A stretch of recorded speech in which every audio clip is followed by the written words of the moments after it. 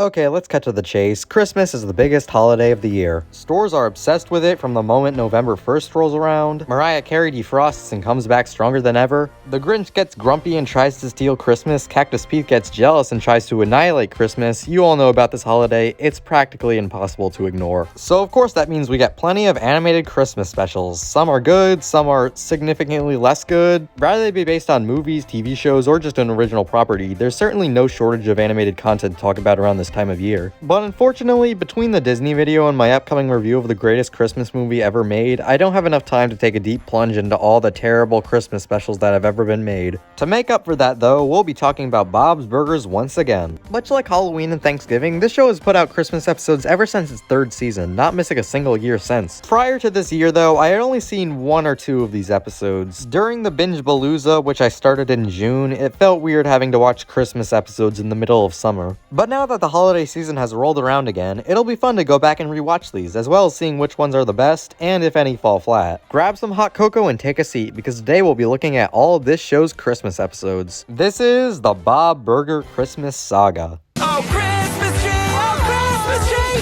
Where is my frickin' Christmas tree? Much like the first episode in the Thanksgiving saga, the first episode here starts out pretty much how you would expect for a Christmas special from this show to be. The kids want Christmas presents, but Bob and Linda can't afford the stuff they want. We'll be seeing this as a recurring theme throughout a lot of these episodes, and I really like how down-to-earth this show can be compared to other animated sitcoms. Small elements like Bob not being able to afford Christmas presents for his kids really makes me sympathize with these characters, and I'm glad the series takes time to add in stuff like that. Anyways, that's not the focus of this episode though, it shifts gears rather quickly. Apparently Bob has an uncle named Ernie and he died, so they are given a storage unit in the will. If you think that's an odd direction for this episode to take, wait till you see what happens next. Oh, you're not prepared. So they go to the storage unit and find this washed up guy living there, Chet. This guy is actually pretty funny, I'll give him that. At first I thought it was Patton Oswalt doing the voice, but I'm stupid because it was apparently Zach Galifianakis. Hi! So Chet moves in with the Belchers and the next morning he sets up Christmas display for the restaurant, but the twist is he doesn't just make the display,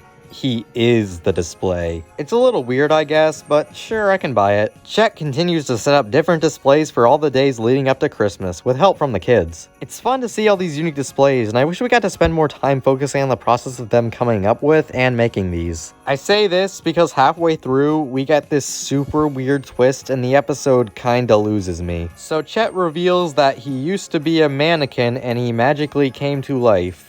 No, seriously, that's what happens. His mannequin backstory is pretty tragic in a humorous way, but at the same time, this episode is really weird. I literally just mentioned how I appreciated how this show is more grounded than most of its type. It's not like I don't enjoy shows that can be more crazy and weird, but I'm not used to that type of thing in Bob's Burgers, unless of course it's a vignette episode. This one is not a vignette episode, and the mannequin thing is just plain weird. Also, the episode never fully confirms if what Chet is saying is true. I mean, I'd assume it's not, considering I've never seen a mannequin come to life, but considering the way Chet and the plot of this episode are set up, this magic stuff is the only explanation that makes sense. To say the least, I've been put in an awkward position of what to think here. Thankfully though, the episode is far from being bad. The comedy is really strong, with a good amount of laughs all throughout. I like the concept of Bob's Burgers putting up Christmas displays for advertising, and the ending of the episode where Bob reunites Chet with his mannequin girlfriend after stealing her back from a sex shop, that was oddly sweet. It's a nice and Christmassy episode with a nice and Christmassy ending. It just feels really weird in the grand scheme of the series. Not the greatest note to start on, but the comedy and charm are able to elevate it enough for me. 7 out of 10. Oh, Christmas tree! Oh,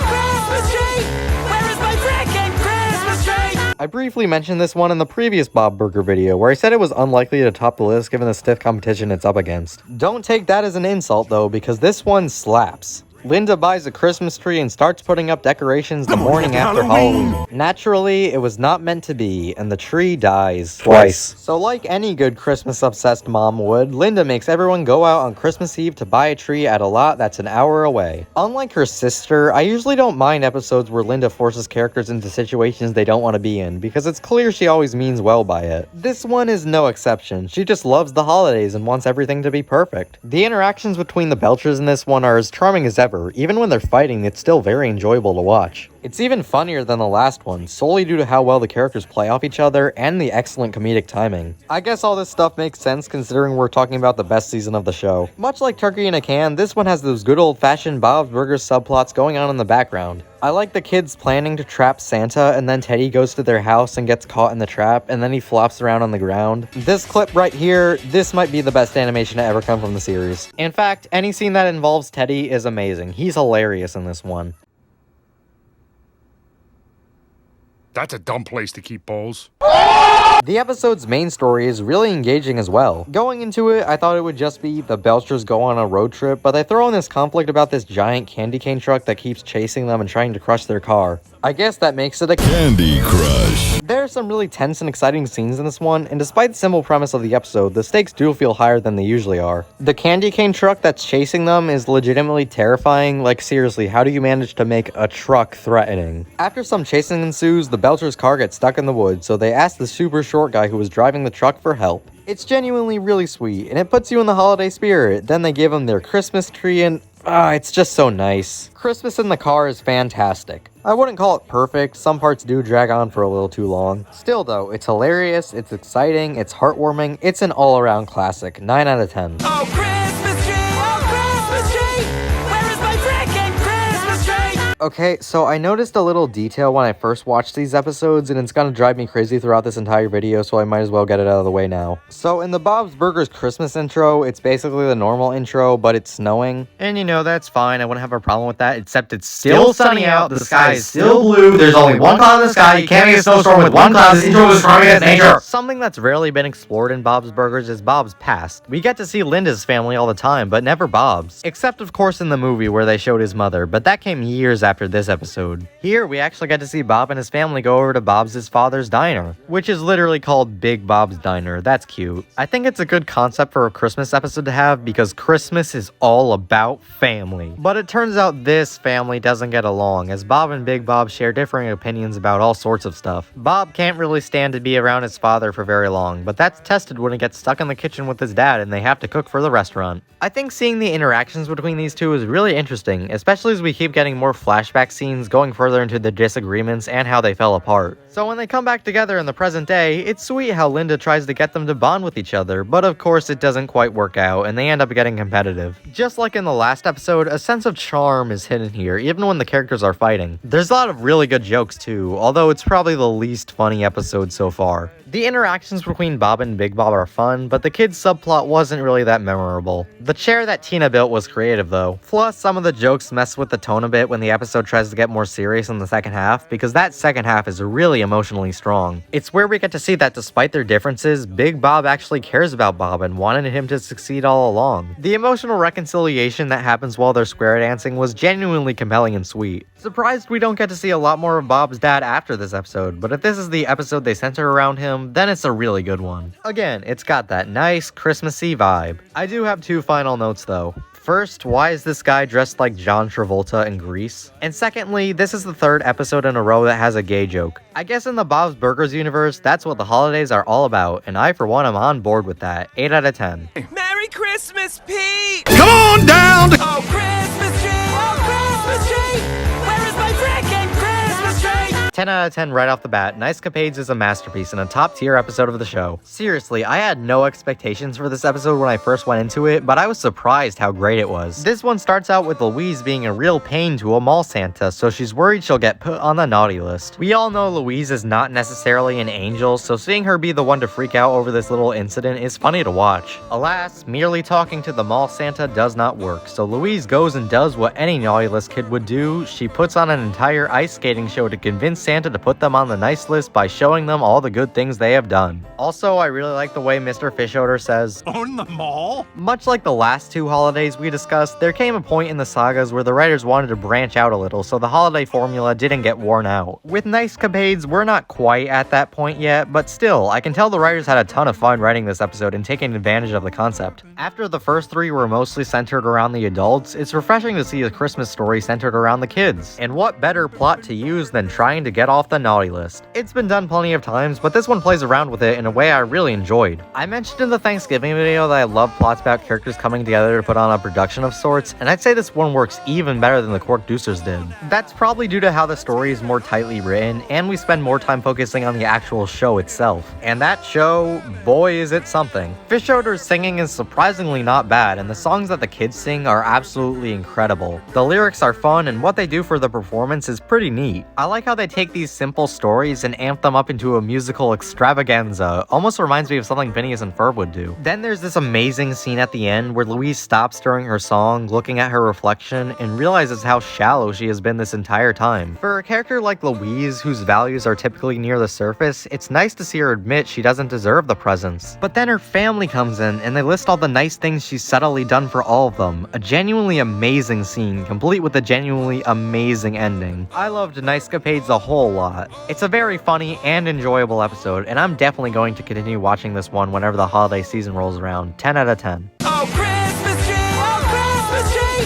Where is my frickin' Christmas tree? This is one of the Christmas episodes I actually do remember watching before this year. I probably chose it because making gingerbread houses happens to be one of my favorite holiday traditions. I can't say I've ever seen another show dedicate a Christmas episode to it, so it's neat to see Bob's Burgers do it for a change. And this isn't just normal gingerbread house making, it's a competition held by Fish Odor and his fellow landlords. But Bob is also brought into the competition because Fish Odor is tired of being the loser every year, and he needs someone to be even worse than him. Fun premise, I gotta say. I feel like we've seen other Christmas-related competitions and shows, but this one still feels creative, and it's entertaining to watch. It's simple, sure, but the whole Bob losing on purpose thing, as well as the other competitors, adds a lot of spice to the mix. These guys are really funny, to be honest, and I love how passionate these rich guys are about something like a gingerbread house making contest. Then Bob actually starts taking the competition seriously when he hears that the grand prize is a cuddle session with a newborn albino polar bear cub. Amity, the albino polar bear cub! Hey, wait a minute. Then the gingerbread house competition turns into a gingerbread house war as everyone pulls out their guns and they all come crashing down in a pretty dramatic scene. Wasn't the direction I would have taken the story, but it still fits in pretty well and is funny. And hey, since Bob's house was the least destroyed, he wins! I don't really have a lot to say about this episode. It's not the best in terms of plot, but it's still super creative and funny, and the concept works super well for Bob's Burgers. My biggest problem would probably be the subplot with Linda, Teddy, and the kids going caroling. It has a couple fun moments and genuine tension when they meet this supposed murderer guy, but it's not great overall. I was kinda disappointed whenever something really funny was happening in the main story, and then they cut back to this. Although, it did give us the amazing song known as You Can't Spell Christmas Without Us, which is one of my favorite tunes from the show. Overall, not perfect, but a really great episode. 8 out of 10. Oh, Christmas tree! Oh, Christmas tree! Where is my frickin' Christmas tree? The Bleakening is truly special. Oh wait, sorry, what I meant to say was Bleakening is truly special. Could've sworn there was a "the" in the title.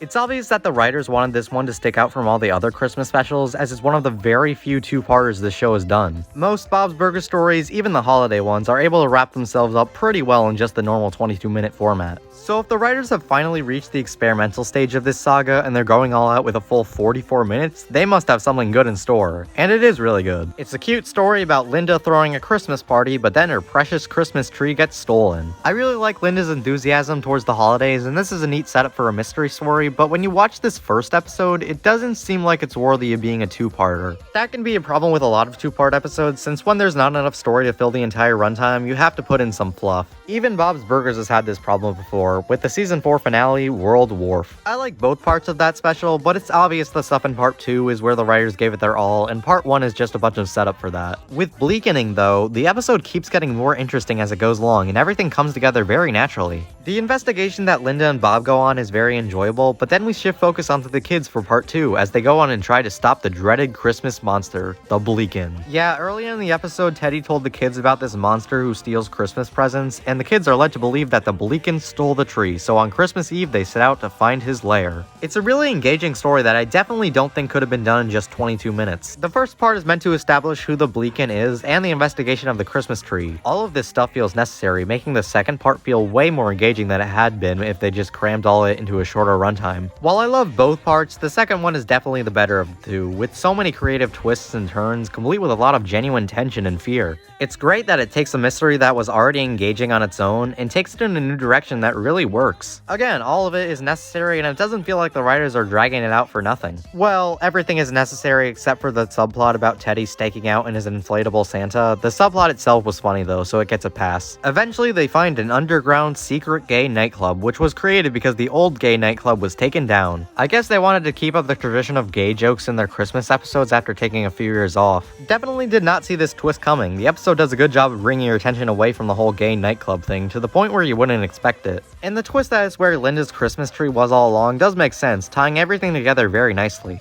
Oh, and on top of all this, the songs in this episode are incredible. From the opening musical number, to the Bleakening fight song, to the absolutely amazing Twinkly Lights song, Triple Xmas has one of the best singing voices I have ever heard, like genuinely. If you somehow couldn't tell, Bleakening is an all-around banger of a special. It has an interesting story that's worth the longer runtime, complete with great songs and jokes that make this one super memorable and fun to revisit. It's gonna be hard for me to choose between this and Nicecapades when we get to the end of the video, but regardless, this one is another masterpiece, 10 out of 10. Oh, Christmas tree, where is my freaking Christmas tree? You know, sometimes it feels weird for me to talk about these holiday episodes in the order they were released, as opposed to doing a ranking. Because at one point, you could be talking about a classic episode, and then immediately jump to one that isn't nearly on the same level. With Better Off Sled, we jump from arguably the show's most famous Christmas special to one that is definitely the least discussed. Not that I can really blame people for that, because this is most certainly the least Christmassy out of the entire saga. But it's still listed as a Christmas episode on the Bob's Burgers wiki, and it is my duty to review every single one of them.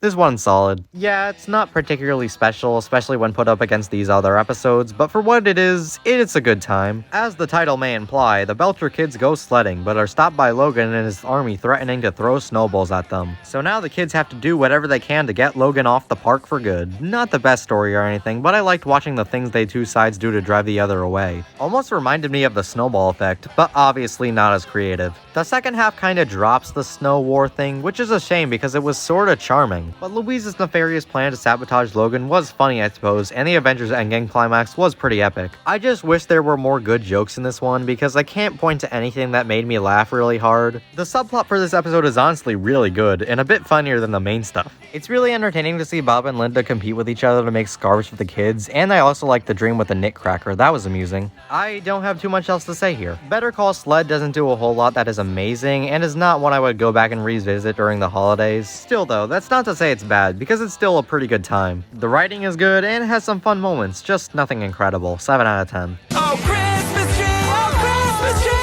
where is my freaking Christmas tree? Now here's one that I feel works a lot better when it comes to the writers branching out for the Christmas episodes. Just with the title pun alone, you can tell a lot more thought went into this one. So Linda has gotten herself a job working at the post office during the holiday season. As I mentioned before, I usually love seeing Linda try her best to spread holiday cheer no matter what the situation is, and that's carried over to her temporary mail sorting job. However, she can get a little annoying and loud when the episode starts out. I was worried this would be one entirely driven by Linda bothering people, but thankfully it's not. After a bit, it turns into a story about Linda trying to deliver a present that never made it into the mail. Because if Kiki's delivery service and Violet Evergarden taught me anything, it's that every piece of mail must be delivered, no matter what.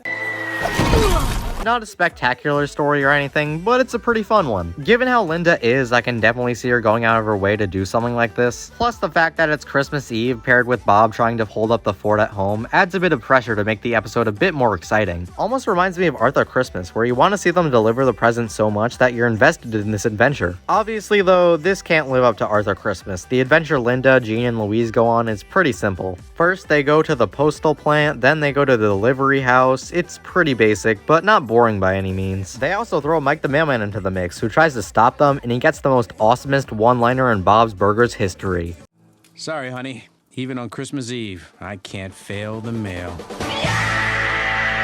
It's sweet and it's fun, but I wish this main plot had a couple more standout jokes. The side plot does make up for that though. I love watching Bob try to keep peace between Linda's family. There might even be more tension with this stuff than with the mail stuff, just because Linda's parents are not easy to deal with and Gail is well, Gail. We also get this hilarious story about Gail getting stuck in an ottoman for hours on end. It's honestly amazing. Oh, and there's another subplot about the kids doing a gift exchange. Doesn't add too much, but I liked it. Yeah, this is another really good one. Could have done more with the story and had a couple more jokes, but it's still very enjoyable, and Mike the Mailman is as cool as ever. 8 out of 10. Oh, Christmas tree! Oh, Christmas tree! Where is my freaking Christmas tree? Yachi or Nice is pretty good, I guess. There's not much for me to talk about with it. Don't be surprised if this is the shortest segment of the entire video. But it's an enjoyable time with a lot of great humor. Jimmy Pesto inviting Bob to cater for a yacht club is an interesting premise, and seeing Bob being understandably annoyed fits in well for his character. Then it's really wholesome when Jimmy reveals he actually did it to be nice.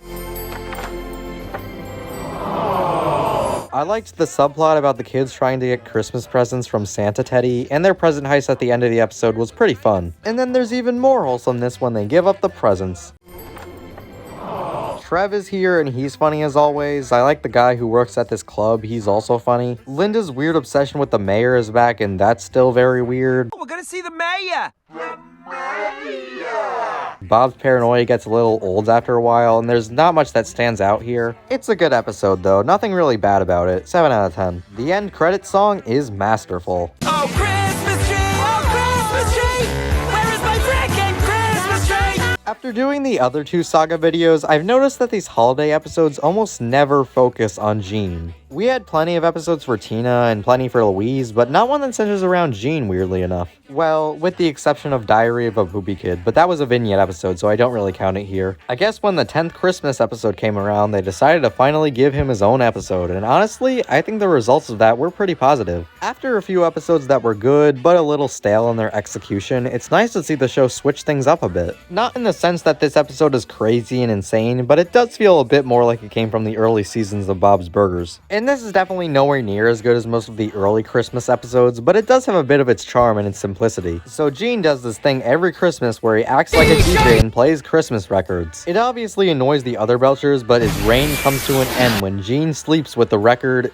What am I saying? But his reign comes to an end when Gene sleeps with the record and crushes it in his sleep. I like episodes about characters who annoy people being put in a situation where they can't annoy people, because even if his family hated the songs he played, they care about Gene and want him to be happy. So it's cute that they try to cheer him up. I like the part where they try and re-record the entire record, and the result is something that still has better audio quality than most of my videos. Then Gene finds out that his record was the last of its kind, and taping it together didn't work, so he's pretty much screwed. Although Gene didn't even try Words Bubble Up Like Soda Popping It. That could have worked. Oh, and also they go to Courtney's house for a bit, which means they go to Courtney, which means they go to Courtney's dad, which means Varric, which means instantly better episode. The ending was also really sweet, as is per usual with these episodes, and I don't know, I just had a good time with it. It's weird how this episode actually does work when it's filled with characters being annoyed and characters being overly depressed. Those are things that have the potential to ruin a cartoon episode, but this one executes it really well. There's also a decent subplot about Teddy hosting a Secret Santa and then not knowing what to buy. I'm surprised it took them until the 10th episode in the saga to do something like that. But yeah, I really like this one. 8 out of 10. Christmas tree! Oh, Christmas tree! Where can you be, my Christmas tree? Like I said before, Bob's Burgers has a holiday episode for every season from 3 and onward. They're currently in the middle of airing season 13, but the holiday episodes tend to air very close to the actual holiday, hence why you didn't see the season 13 episodes in my previous 2 videos. Going into this video, I thought the Christmas episode for this season would be airing in a week or 2, but I guess I was wrong because just as I was finishing up this script, I saw that the season 13 episode was coming out sooner than anticipated. That means I have even more stuff to edit. Oh joy. I can't say my expectations for this one were really all that high. Reading this short plot synopsis on Hulu gave the impression that this would just be one about Linda and Bob frantically trying to attend the performances, but the execution is so much better than you can imagine because time is actually spent on each of the 3 performances to the point where they all feel developed. I really loved Gene's subplot about a substitute music teacher having to take the xylophone performance in a different direction given how nobody knows anything about music. I also liked Tina's performance where she encourages Linda to go to Louise despite her helping with being a stagehand. The episode is filled with so many great jokes and line deliveries, especially in the Gene stuff. Also, Courtney is in his show, which means Courtney's dad, which means more Varric. But then there's Louise's subplot, where she goes to the library to recite a poem she wrote. I was unsure as to where they were going with this at first. Louise's character was kind of off in the beginning of the episode, so I knew something was up. Then later it's revealed that she's scared to share her poem, as it's more personal to her and she's embarrassed to express these emotions. I'm somebody who can definitely relate to stuff like that, and I certainly have no problem believing Louise of all characters would be nervous in this situation. But then the ending of the episode comes, where Louise shares her poem out loud, accompanied by Gene's beautiful xylophone performance, all while Linda and Tina rush to the library to see Louise read it. It's a simplistic scene for a simplistic episode, but it all comes together so well into this amazingly powerful moment. Given how much we've been through with these characters, given how much I've been through with these characters, seeing this all unfold is just magical. With a few exceptions, even the best Bob's Burgers episodes don't hit me hard on an emotional level like the best episodes of other shows do. This one, though, absolutely does. It's easy for an episode to have a cozy Christmas feel to it, but this one speaks volumes about the meaning of this holiday and what it truly means to these characters. It wasn't something I expected this show to do, especially in this later season, but I'm so happy they did it. I can't express enough how grateful I am that I got to see this episode, and I'm grateful that it gets to be the one to cap off the saga. 10 out of 10. Alright, that was every Bob's Burgers Christmas episode review. Man, am I tired. I knew this saga would obviously have a lot of great episodes, but I was unsure as to how the saga as a whole would pan out. Thankfully though, this lineup doesn't really have any downs to it. My least favorite episodes here are still pretty enjoyable, if forgettable. There's nothing here that I rated below a 7 out of 10, which is impressive given that there were a couple in the previous videos that were kinda lacking. The ones here range from good to absolutely phenomenal. Ranking them is gonna be tough, but I guess the order is Snow Way Out, Yacht or Nice, the Mannequin episode, Gene's Christmas Break, Melly Linda Christmas, Last Gingerbread House on the left, Father of the Bob, Christmas in the Car, and then... oh, the top 3 is going to be hard. Nicecapades, Bleakening, and Plight Before Christmas are all 10 out of 10 episodes, so choosing the best of them is going to be difficult. I guess Bleakening is the one I'm least likely to rewatch, so that can be number 3. Now it's down to these two. You know what, call it recency bias, but I'm putting Plight Before Christmas at the top. That ending is just so good, and it would hurt not to give it the highest placement. Wow, that ranking was a challenge, but the important thing was that they were all above average, and none were Gail making bobsled. This is normally the part of the video where I tell you to look forward to the Valentine's video, but there's a bit of a gap between Christmas and Valentine's Day. Before we get to that, we've got another difficult ranking, the 2022 movie ranking. Look forward to that, all you Bob Burger fans, because I'll be talking about the Bob's Burgers movie in it. Spoilers, but it's somewhere in the top 5. Until then, go check out these episodes and have yourself a Merry Christmas. Thank you all so much for watching. Make sure to like the video if you enjoyed, comment down below, hit that subscribe button if you haven't already, and I'll see you guys next time.